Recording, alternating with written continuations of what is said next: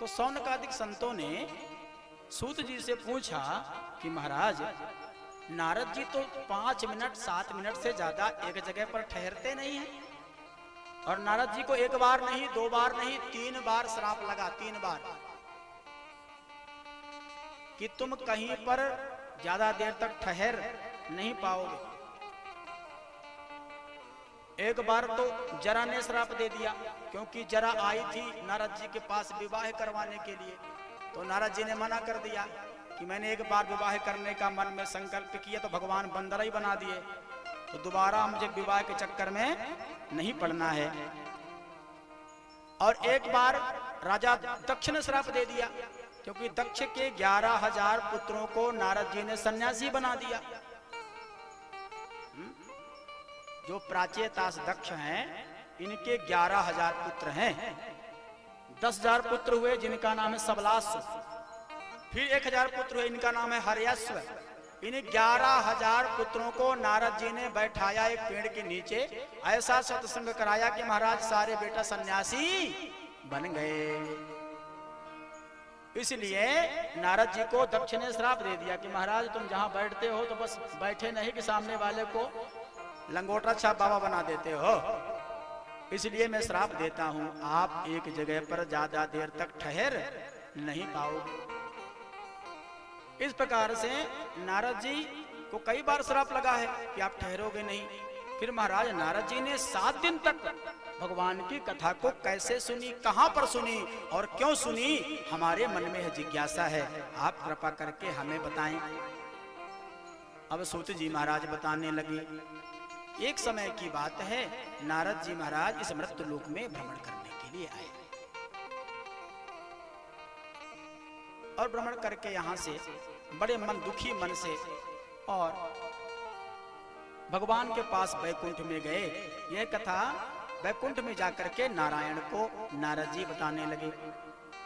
अब नारद जी से भगवान ने कहा, अरे नारद देखो मृत्यु लोक तो बहुत बड़ा है, तुम जाकर के तीर्थ स्थानों का सेवन करो, गंगा में, गया में, काशी में, अन्यत्र जाकर के स्थान में जाकर सेवन करो, तुम्हें आनंद मिलेगा। अब नारद जी यहाँ पर आए तो नारद जी न गंगा न गया काशी, पुष्करम न प्रयागकम,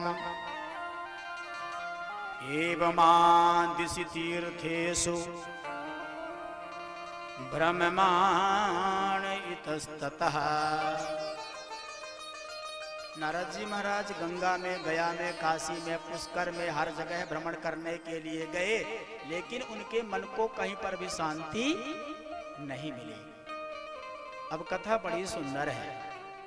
नारद जी मन में सोचे कि चलो हम गांव में घूमते हैं, गांव में शायद आनंद हो।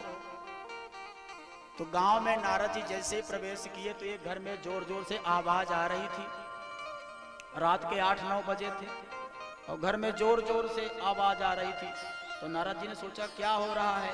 पास में गए तो पता चला कि सास बहुरिया का झगड़ा हो। इसीलिए कथा को सुनना चाहिए और कथा को खोपड़िया पर ठीक से बैठाना चाहिए, क्योंकि जो कथा में बताई गई बातें सारी चीजें घटने लगी हैं और जो नहीं तो आगे घटने वाली हैं।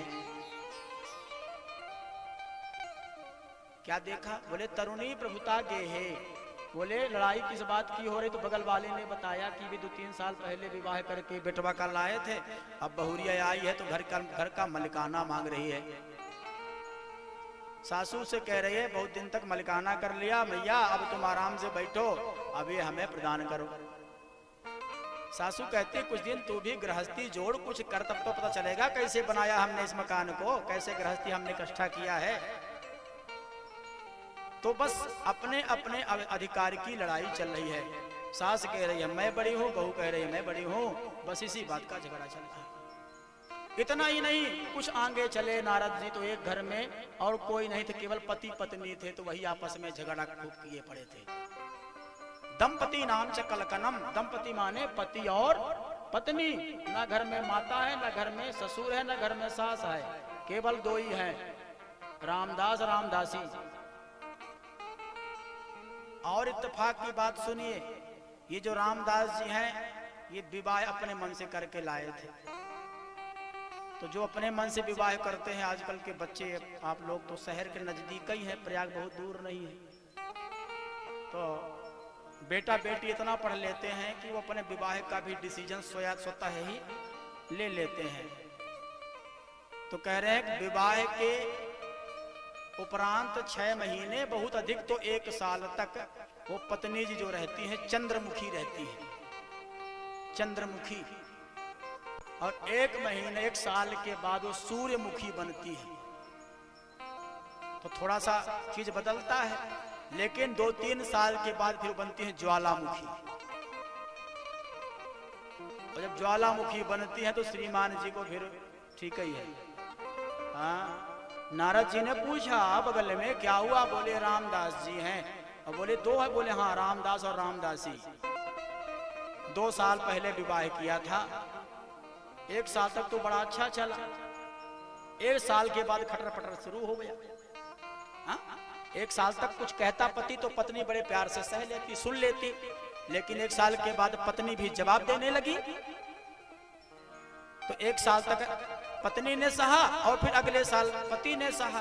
अब 2 साल के बाद कोई सहने को तैयार, कोई सुनने को तैयार नहीं है, दोनों ही बकता है, पत्नी भी बक रही है, पति भी बक रहा है, इसलिए यहाँ पर भी झगड़ा हो रहा है।